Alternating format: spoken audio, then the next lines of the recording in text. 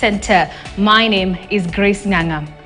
The third edition of Indigenous Communities Land Summit is kicking off today in Maralal town in Samburu County.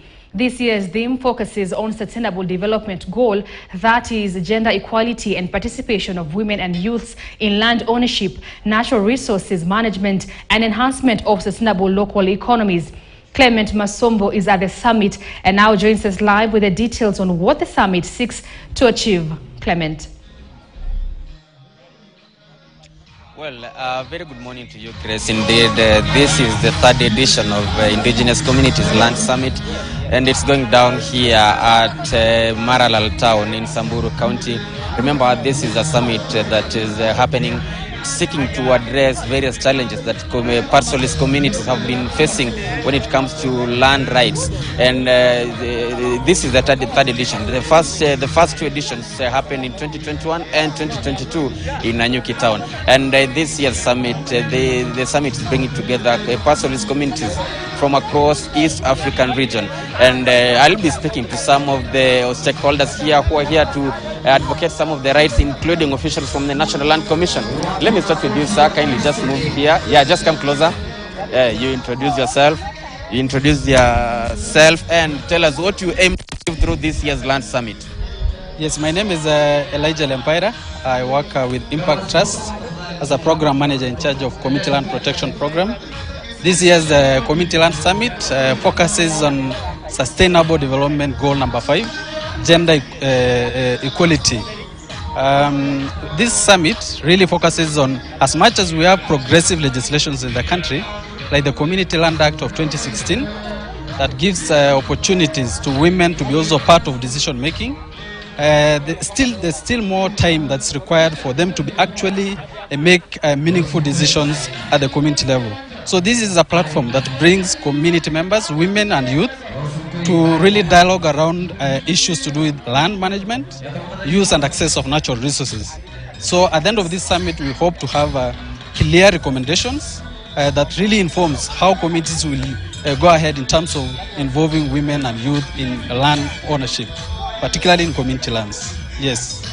All right, thank you so much. That is Elijah. Let me speak to another gentleman here.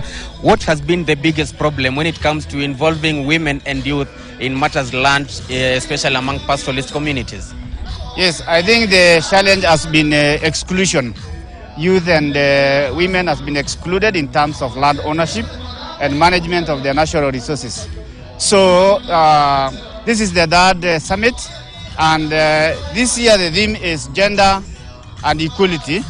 To ensure that when community land are registered, women and youth are not left out. So, when we are fighting exclusion, I think in terms of decision making, we are advocating in all pastoral counties, all pastoral areas, to ensure that women come up and youth fight for their spaces and inclusion. Yeah. All right, thank you so much. That is John Tingo, the director at the Impact Kenya. Let me speak to official from National Land Commission. Kindly move here. Kindly move here. It's you. Yes. Introduce yourself and the role of National Land Commission when it comes to advocating for rights of pastoralist communities. Okay. My name is Gertrude Guku. I am the Vice Chair National Land Commission. The role of the commission is to oversee the development of land in Kenya and the way it's used. It is also to advise the government on registration of rights. The commission also has the role of encouraging community initiatives to resolve land disputes. And it also has a role to participate with other stakeholders to set aside land which can be used for special purposes, like for conservation, for purposes of investments, and in particular for this area, for conservancies which are coming up and which need to be protected and encouraged. So that land is not only used for farming and pastoralism, but we have to look further than that. We have to look at ways in which land can be used to grow our economies while at the same time protecting the climate. And pursuing the interest of the communities. In fact, under the Land Act, the National Commission has a very special role to develop regulations to ensure that communities benefit from the resources and economically of the resources of land and any other natural resources of the area where they are living. And considering that this year's theme focuses on involvement of women and youth in matters to do with the community land, perhaps as a commission, how are you coming in to help in advocating for such? Okay, that's a very good question. First of all, this is provided for under the principles of land management, use and utilization. That is in Article 6 of the Constitution. But more importantly, it is good to have these regulations and to have these laws in Kenya, and we have very good systems where the customary rights are recognized. And the role of women comes in as key. But we have to go a step further and make this practical.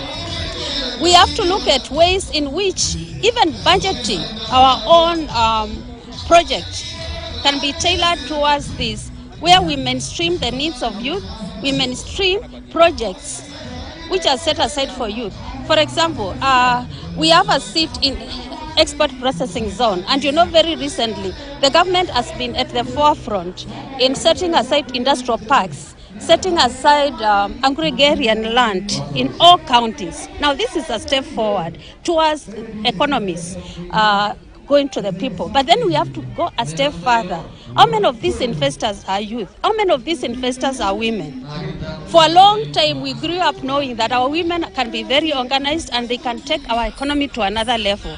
But now we need to have a very good coordination between what the counties are doing, between what the National Land Commission is doing, between what different ministries are doing.